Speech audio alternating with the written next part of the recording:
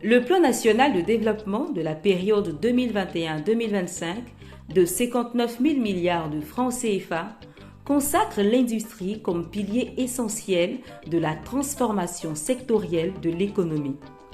Le secteur de l'agrotransformation de nos matières premières, se posant avec acuité, le CDT, Centre démonstration et de promotion de technologie, a initié sous la supervision de son ministère de tutelle la tribune du transformateur dont la thématique portait sur la politique de cluster industriel en Côte d'Ivoire, enjeux et perspectives pour les acteurs de la petite agrotransformation. L'allocution du directeur général du CDT a marqué l'ouverture de cette tribune.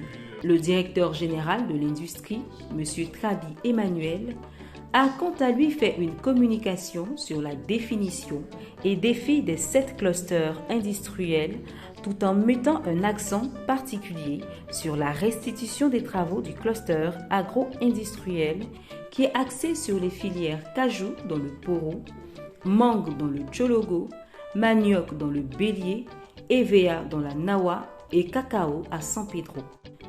Rappelons que les clusters constituent un puissant levier de regroupement et de développement industriel de par leur capacité à créer un écosystème propice à l'innovation, la créativité et la compétitivité des entreprises, aussi bien au niveau local que national.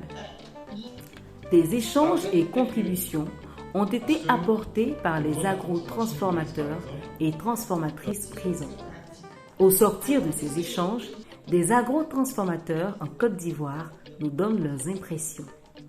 Le fait aujourd'hui de participer à cette initiative organisée au CDT nous réjouit parce que nous savons que les décisions finales pourront prendre en compte les suggestions qui ont été faites par les uns et les autres parce qu'il s'agit de mettre en place un système qui va aider toute la Côte d'Ivoire dans le développement du système industriel et surtout du domaine agricole. Les dirigeants du CDT et du ministère de l'Industrie nous rappellent encore les enjeux de ces clusters.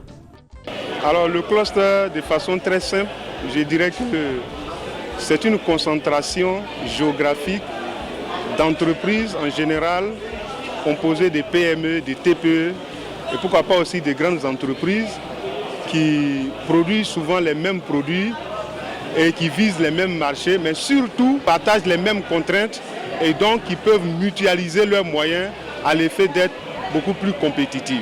La problématique aujourd'hui, c'était de voir la grande stratégie des clusters, qui est une stratégie fort louable, qui, je veux dire, démontre le caractère volontariste, en tout cas de nos gouvernants, à propulser l'industrie de la Côte d'Ivoire vers de l'avant. Qu'est-ce que les agrotransformateurs, qu'est-ce que les fabricants de machines, et qu'est-ce qu'on attend d'eux? Quel est leur niveau de contribution à la réussite de cette réforme-là? Et quelles sont leurs attentes à eux-mêmes? Nous, notre métier, c'est vraiment la mise en relation.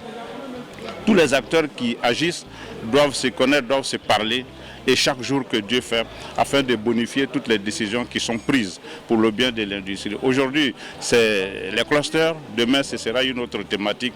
En tout cas, je voudrais vraiment dire merci à toutes ces femmes et à tous ces hommes qui nous ont soutenus, qui ont répondu massivement présents. C'est dans une ambiance chaleureuse qu'a pris fin la première édition de la Tribune du Transformateur.